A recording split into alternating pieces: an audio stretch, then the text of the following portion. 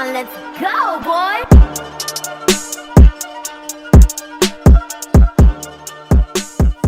What is going on, folks? It's a little bit of a interesting 3BG at the movies. This is probably our first time we actually reviewed a movie that's going to Netflix. I'm trying to think of any of. It's been a while. It's been a while. So we're talking about Ultraman Rising. It's going to be dropping this weekend. Timely, quite literally tomorrow. I think it comes out Friday. Yeah, it comes out Friday. Quite given the story of the movie, which we'll talk about. Father's Day weekend, very timely if you think about it. It's very timely. Very timely. It's very timely. They would drop this on Father's Day weekend.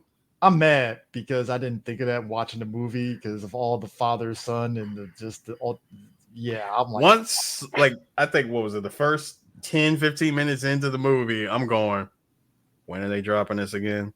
To like Friday, Father's Day. Okay, y'all ain't slick. I'm like, Netflix, good timing. That's all I can say. Good timing. Yeah. So, Ultraman Rising, it is based off the super horror production TsuPro for the uninitiated. They pretty much run the Ultraman. They have been doing a whole worldwide push of Ultraman, to lots of money that they have been cashing checks on. Because here in America, this will be the second Ultraman adaptation that they've done on this on the platform. The first one being the Ultraman 3-season CG animated show. Really good, by the way. Last 2 seasons, listen to the Morphin Metacast podcast that we did on that. Wasn't there also like an Ultraman movie that was released years back on Netflix? Not Netflix. They've done a lot of movies, but nothing like in the States. I could have sworn it was like an adaptation, or they were bringing it over with English subtitles or something. It was a movie. No, Shin Ultraman. Thank you. Shin Ultraman came out. That was actually pretty good. That was actually that was actually really good. I think that's already out on Blu-ray, so you can definitely check. You see the DVD or Blu-ray, one or two. It's definitely on Blu-ray. Yeah, it's on Blu-ray. You can get it off Amazon. This will be the second one from Netflix. That 3-season show, really good. And you get Ultraman Rising, which is a movie. There was confusion, and I don't blame Sue for being confused. I thought it was a TV show based off the trailer, even though they didn't say show. But come to find out, this is actually a whole movie, which I think they're trying to plan a trilogy. Well, from what we were told by by the people that were running the screener for us, they said in the email series. And I was like, oh, whole series coming to Netflix. And I'm thinking we were gonna get what we got. That's what it was. You know, the last thing that we did for Netflix? Mm-hmm. That Lost in Space show. Really good show. Definitely check it out. I actually interviewed a class many years ago. Actually, it's still up, so you can definitely check it out. It was, and remember, we were only brought in to watch the first 2 or 3 episodes of that show. 2 episodes. Yeah, it was like the first 2 episodes right there in the theater. But anyway, that was like the last time we did something for Netflix. Was Lost in Space. Yeah. Ultraman Rising, TsuPro, directed by Shannon Tyndall, who, you don't know, he actually developed Foster's Home for Imaginary Friends, which is a really great cartoon. That's a classic. Which, if you really think about it, and you see the animation of this movie, it definitely has some Foster's sort of vibes with the animation and stuff. It's coming from him, and you can tell this man loves him some Ultraman. He is an uber fan, top to bottom. You don't have to have. Look, you can go into this movie having no knowledge of Ultraman, and you would actually still be able to get what's going on in the movie. That's how good this movie is. Let me tell you, I saw so many Easter eggs to not just Ultraman, but just Toku. He threw just Toku stuff in general. Yeah, he is clearly a fan because. Okay, so the basis of this Ultraman Rising is Ken Sato.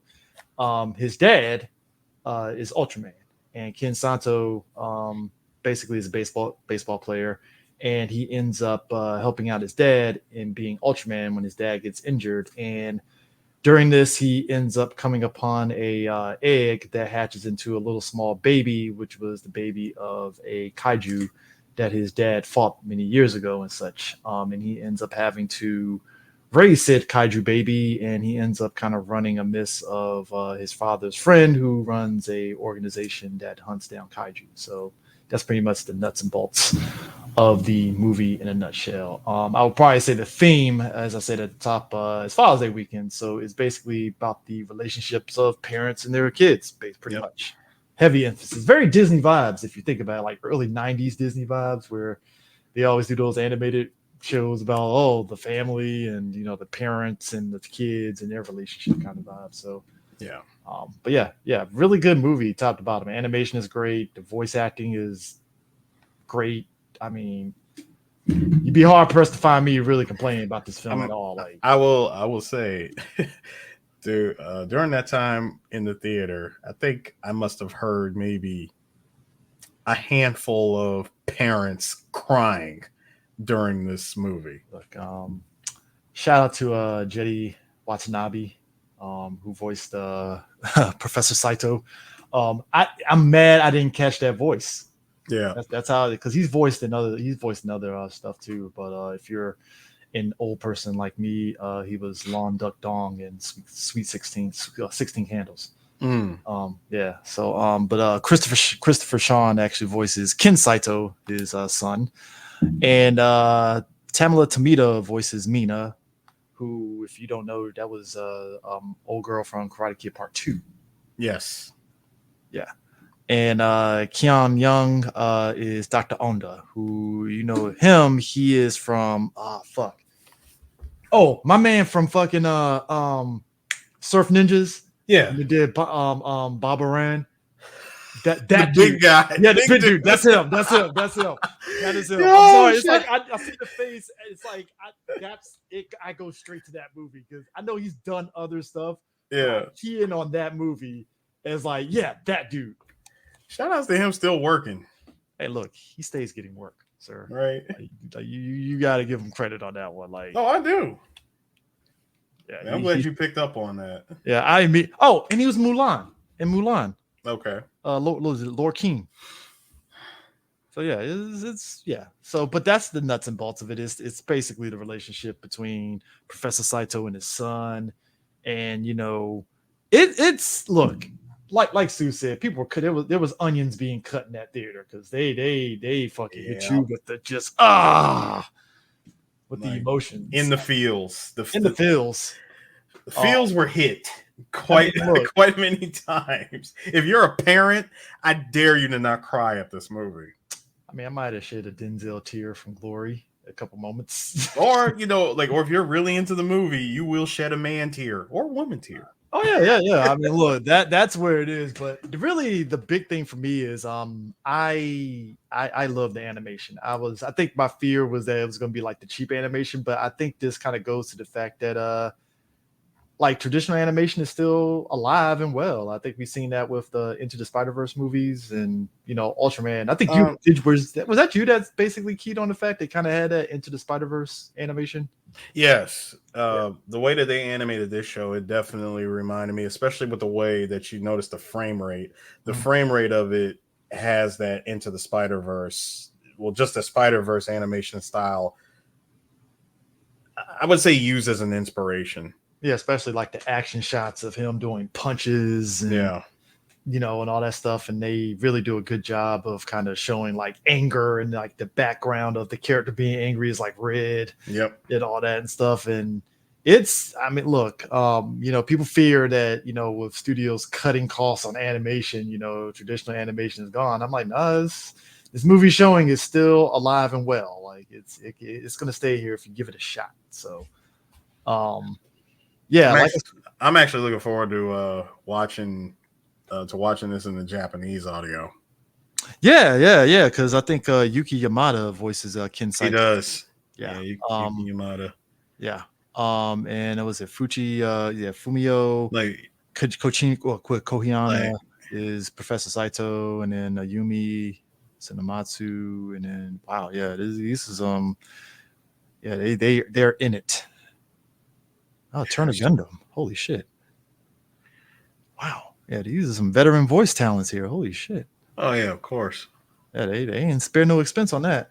But yeah, like everything from the pacing of this film and everything, the pacing of the film works greatly. Like you don't feel overwhelmed. And again, like the movie does a great job of, if you're not familiar with Ultraman, the movie pretty much basically explains it out to you straight up.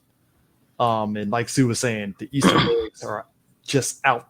Just if you're a Toku fan, period, the Easter eggs are going to be like right there. And you'd be like, oh, this, oh, that, oh my God, this and that. And I think there is something endearing about there's a couple of kid characters. You see a young Saito as a kid, and there's a little girl later on where it's like, I like seeing how kids react to the hero. So the little girl has like the Ultraman mask on. Yep.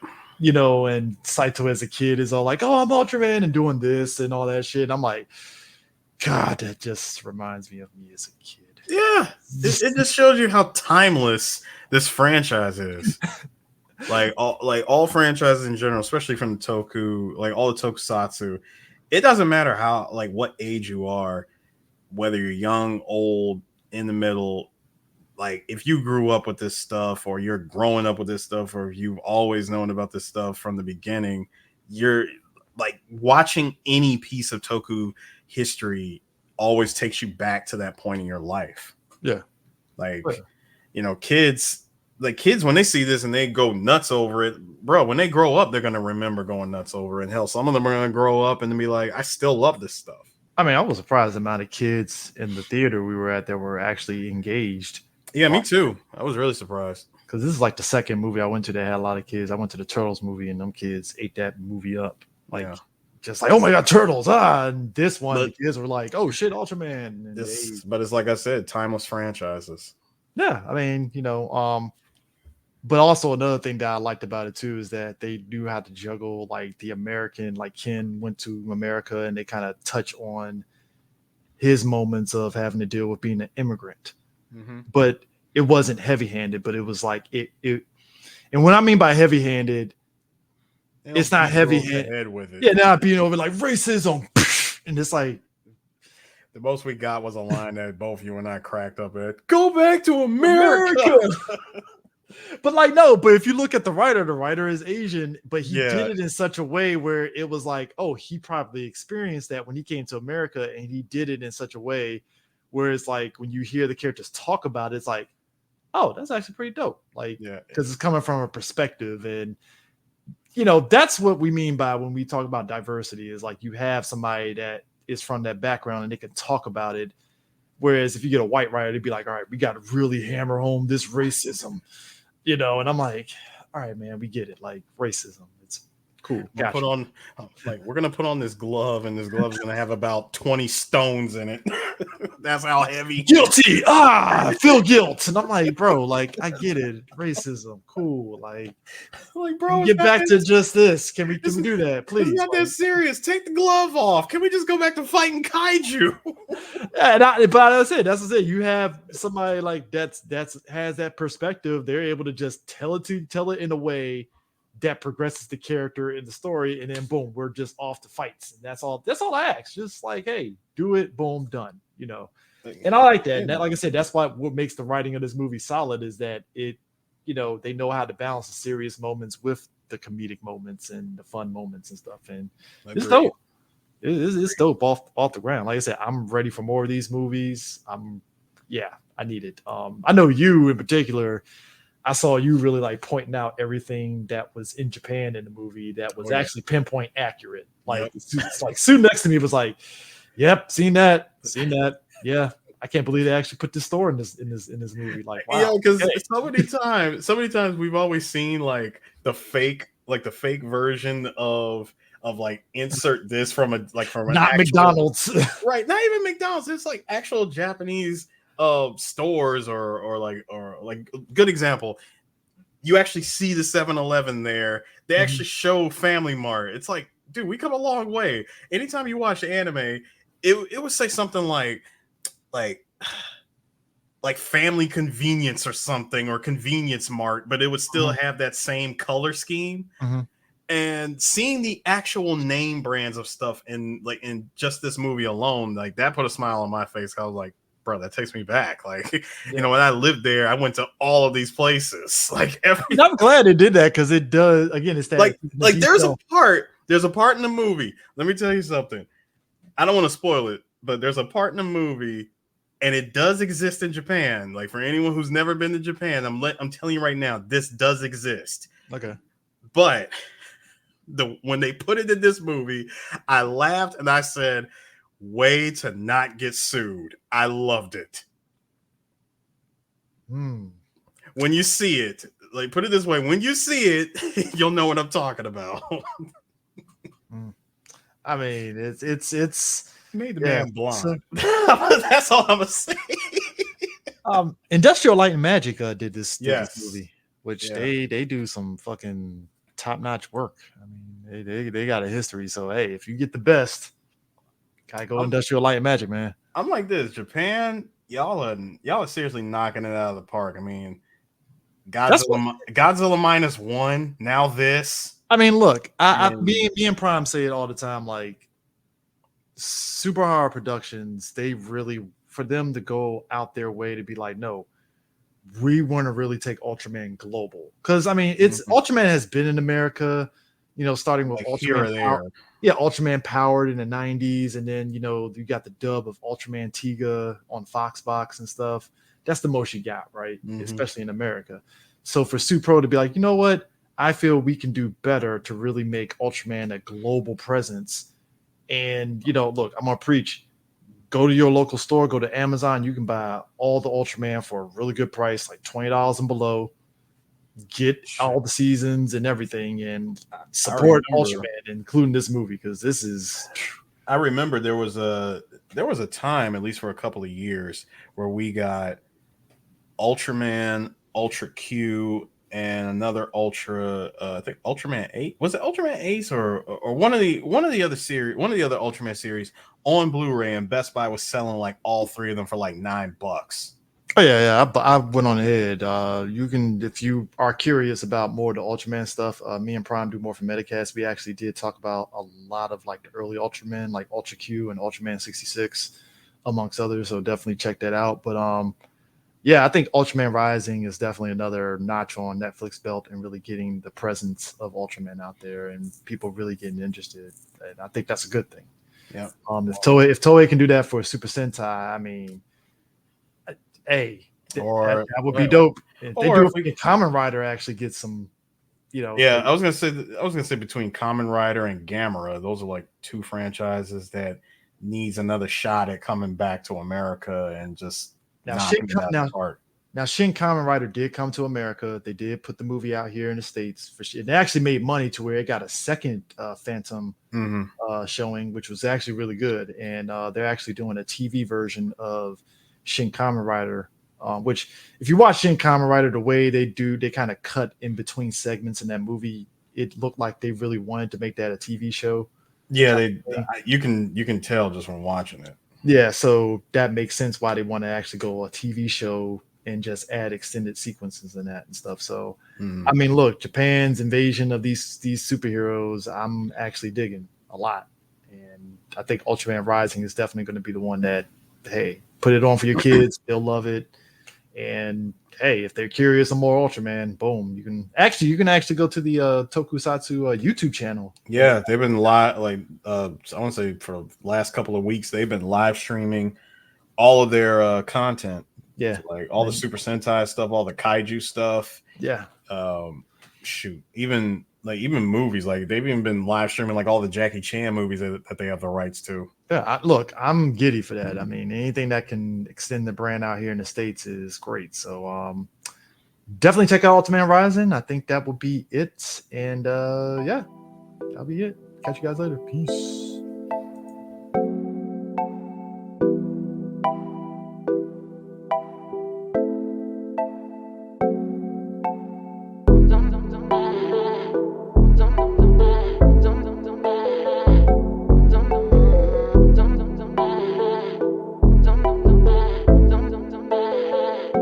That boy is Benny.